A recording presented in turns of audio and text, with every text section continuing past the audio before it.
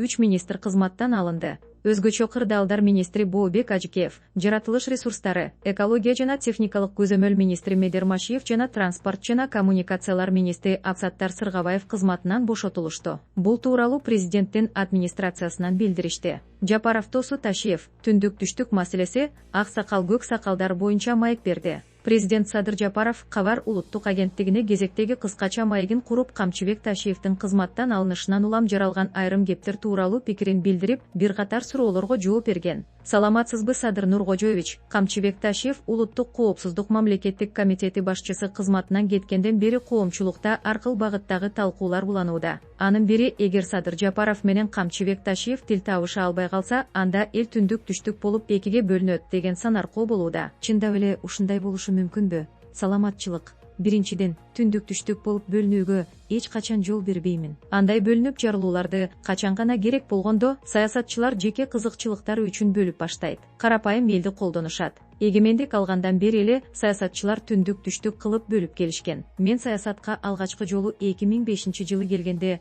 өз көзүм менен көрдүм.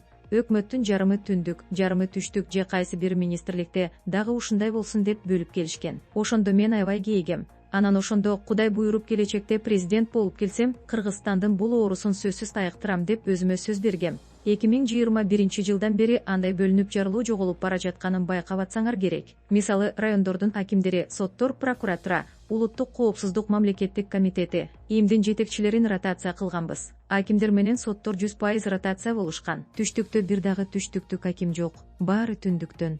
Ошондой эле түндүктө бир дагы түндүктүк аким жок, баары түштүктөн. Соттор дагы ошондой. Жыйынтыгы көп күттүрбөй эле берди. Бөлүнүп жарылуу азайды. Алдыда Кудай буйрса, айыл өкмөттөргө чейин жетебиз. Себеби антпесек, ошол эле айылдан чыккан жигит айыл өкмөт болсо, жакшы нерселердин баарын өзүнүн жакындарына ыйгарып койгон учурлар көп кездешип атат. Мисалы, тендерден уткандар деле тууганы, сугат жерлерди арендага алып алгандар деле айыл өкмөттүн жакындары болгон фактылар көп. Муну да бара-бара жоебуз. Бирок көбүрөөк убакытты талап кылат. Үй-жай маселелерин чечишибиз керек. Түндүк түштүк болуп бөлүнүүнү жок кылуунун дагы кандай жолдору бар десеңиз, аны да айтып берейин. Мындан 2-3 жыл мурда Акылман мектебин ачып, түндүк түштүктөн эң жакшы окуган акылдуу балдарды топтоп, мектеп-интернат кылып, Чолпон атада окутуп жатабыз. Мындай мектептер азыр бардык облустарда салынып жатат. 2-3 жылдан кийин бүтөт. Кыскасы, өлкө боюнча 7-8 Акылман мектептери болот. Аларда окуган балдар кыздарыбызды аралаштырып окутабыз. Мисалы, бүгүн Чолпон атада региондордун баарынан келип окуп жатышкан болсо, Ошко деле ошондой бардык облустан келип окушат. Буюрса, бардык облустарда ушундай кылабыз. Бул мектептерди аяктап,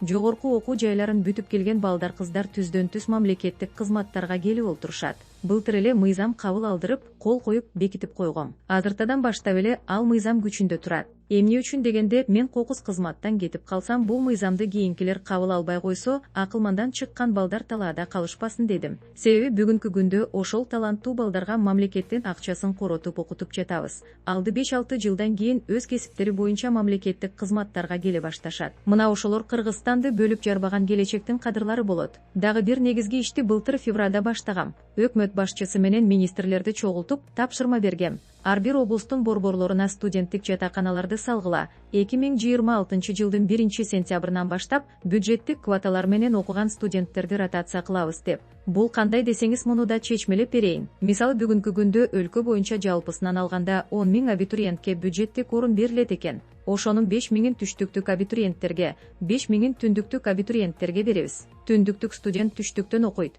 түштүктүк студент түндүктөн окуйт. Жанагы 7 облуска студенттик жатаканаларды салдырып жатканым ушундан. Бирок быйыл үлгүрбөй калгандыгыбызга байланыштуу эмдиги жылдын сентябрына жылдырдык. Быйыл Шанхай кызматташтык уюму менен дүйнөлүк көчмөндөр оюнун өткөрүп алсак, анан курулуш иштерин баштайбыз. Эмдиги жылдын сентябрынан баштап бюджеттик квота менен окуйм деген студенттер ротация менен окуп башташат. Бул кандай жыйынтык берет десеңиз, келечекте түндүк түштүк деген оору жок болот. Түндүктөн түштүккө барган 5 000 студенттин арасынан үйлөнгөнү болот, турмушка чыкканы болот. Менталитеттер алмашат дегендей. Ал эми түштүктөн түндүккө келген 5 000 студенттердин арасынан деле ошондой болот. Ошентип 20-30 жылдан кийин түндүк түштүк оорусу жоголот. Мына ушундай ыкмалар менен жойбосок, бул ооруну эзели жой албайбыз. Ошондуктан карапайым калкка кайрыламын.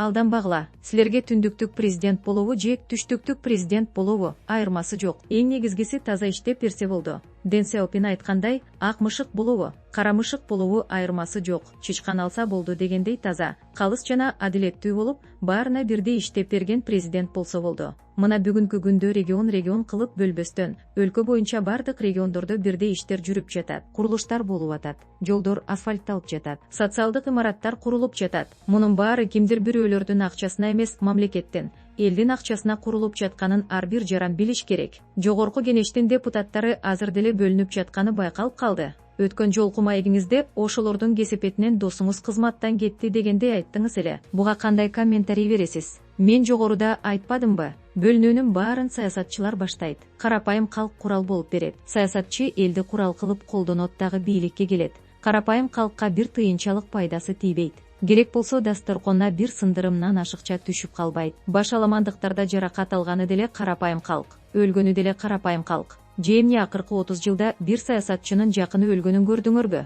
Ошондуктан саясатчылардын бузукулук сөздөрүнөн трагедия кылбагыла. Мен акыры түндүк түштүк деген ооруну жок кылам. Убакыт керек. Дагы бир окуяны айтып берейин. Президент болгондон кийин биринчи жолу Баткенге барып, эл менен жолуктум. Карапайым элдин арасынан бирөөсү айтып калды. Эми аны ошол жерден чыккан бир саясатчы айттырып жатканын билем да.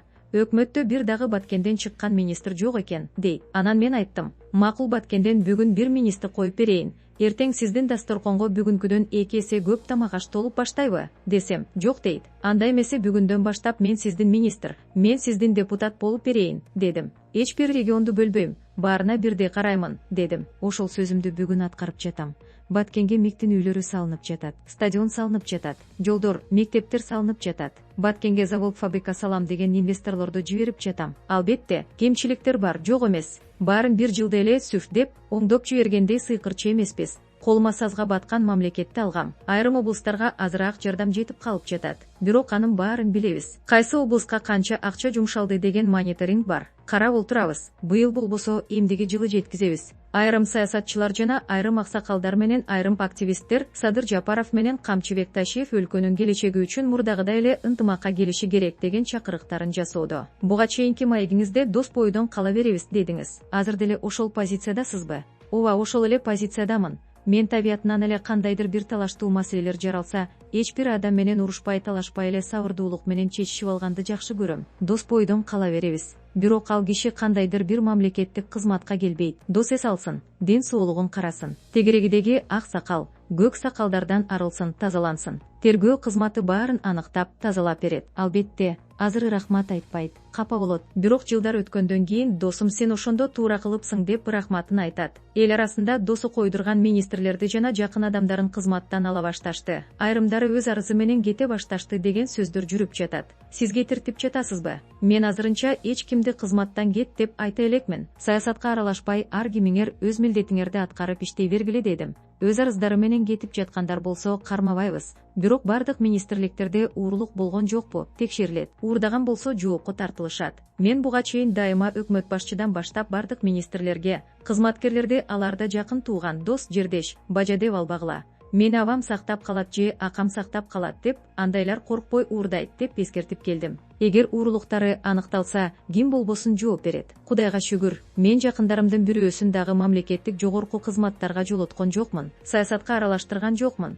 Те жаңы келген кезде эки кудасы бийликте отурат деп сындап чыгышканда экөөнү тең кетиргем. Экөө тең мен келгенге чейин эле ошол системада иштеп жүрүшкөн. Бирок ошого карабастан, туугандар, туура түшүнгүлө мага сөз тийип жатат. Кызматтан кетип тургулачы деп кызматтан алгам. Эгер чындап эле 75 саясатчы дейбизби же депутаттарбы, пландаган максаттары ишке ашып, мөөнөтүнөн мурда шайлообу же төңкүрүш дейбизби, айтор бир нерсе болуп кетсе, бүгүнкү күндү кандай элестетет элеңиз? Эч кандай төңкүрүш же башка нерсе болбойт. Ага биринчиден мыйзамдар жол бербейт. Экинчиден, андай акыбал жок. Өлкөнү күч менен эмес, баш менен башкарыш керек. Билеги күчтүү бирди жыгат, билими күчтүү миңди жыгат деген акыл сөз бар. Мыйзамдарды окушка баштары жетпеген үчүн ушундай жолдорду ойлоп табышкан. Күч менен башкарам деген Байкиев азыр кайда? Күч менен башкарып келген Атамбаев кайда? Биз өткөндөн сабак алганды үйрөнүшүбүз керек. Өлкөдө төңкүрүш болчу, акыбал жок дегеним. Бир суткада 24 саат болсо, 20 сааты иш үстүндөмүн. Баарын көзөмөлдөп карап турам. Туура эмес иштер болуп аткан болсо, дароо тиешелүү министрлерге, акимдерге, губернаторлорго дароо тапшырма берип оңдотуп турам. тарыхтын ак барактарында калайын, урпактарымды, жакындарымды кепке кемтик, сөзгө сөлтүк кылып калтырбайын деп 5 жылдан бери кара жанымды карч уруп иштеп келе жатам. Албетте, кемчиликтер да бар, жок эмес. 100% көзөмөлдөгөнгө жетишпейсиң. Робот же компьютер эмессиң дегендей. Бирок 70-80% көзөмөлдөп турганга жетишебиз. Камчыбек Ташиев кетти. Эми уюшкан кылмыштуу топ жана коррупция менен күрөш токтойт, криминал баш көтөрөт деген айын кептерде айтылып жатат. Биринчиден, азыр бизде уюшкан кылмыштуу топ деген жок. Мындан ары болбойт дагы. Албетте, кылмыш жасагандар болот. Кылмыш жасаган адамдар дүйнө жүзүндө бар. Аны эч ким таптаза кылып жок кыла албайт. Адам бар жерде баары болот. Бирок уюшкан кылмыштуу топ болуп, базарларда отурган аялдарга чейин мурдакыдай отметка алып жүргөн смотрящий положенец дегендер болбойт. Алардын баары азыр түрмөдө же чет өлкөлөп качып жүрүшөт. Эгер кайрадан Кыргызстанга мурдакыдай өздөрүнүн уурулук мыйзамдарын воровской закон орнотобуз деген криминалдар болсо жаңылышат. Кыргызстан азыр башка Кыргызстан. 2020-жылга чейинки Кыргызстан, 2020-жылдан кийинки Кыргызстан деп бөлүп карашы керек алар. 2020-жылдан кийинки бийлик алар менен коюн колтук алышпаган бийликпиз. Ошондуктан мындан ары уюшкан кылмыштуу топ болбойт. Ал эми коррупция менен күрөш эч качан токтобойт. Өмүр бою улана берет. Дүйнө жүзүндө коррупцияны таптакыр жооп салдык деген бир дагы өлкө жок. Керек болсо коррупция жок деген Сингапур өлкөсүндө дагы 15-16% коррупция бар. Ошондуктан бизде коррупция жок, баарын жооп салдык деп пиар кыла бериштин кереги жок. Коррупция өмүр бою токтобойт. Коррупциянын түрлөрү бар. Экономикалык коррупция, саясий коррупция, тууганчылык коррупция жана башка коррупциялар. Баарын жок кылганга болгон күчүбүздү жумшап жатабыз, азайтабыз. Криминалды жок кылыш үчүн бизге кыйынга турган жок. Бир күндө тынчыттык. Ал эми коррупцияны 5 жылдан бери жок кыла албай келе жатабыз. Кудай буюрса, келечекте коррупциянын пайызын болушунча азайтканга аракет кылабыз. Ага күч да акыл да жетет. Күч органдарына криминал, коррупция менен күрөшүүдө силерге жашыл жарык болгону маски шуу кылбай, пиар кылбай, иш алып баргыла деп тапшырма бердим. Акыркы суроом, досуңуз кызматтан кеткенден кийин жолуктуңарбы? Эгер жолуксаңыздар эмне тууралуу сөз болду? Ооба, жолуктук. Кечинде кабыл алдым. Эс ал досум, ден соолугуңду кара, тынч жүр дедим. Досумдун айтымы боюнча, ак сакалдар дейбизби, көк сакалдар дейбизби, бирөө менен дагы сүйлөшкөн эмесмин дейт. Ошондон улам мен жыйынтык чыгардым. Демек, тигилер досума билгизбей эле өздөрүнчө жашыруун план менен иш жүргүзүп жатышкан экен. Орустар айткандай, медвежья услуга көрсөтүштү. Баарын тазалап тартипке алып келебиз. Кудайга шүгүр, буга күчүбүз жетет.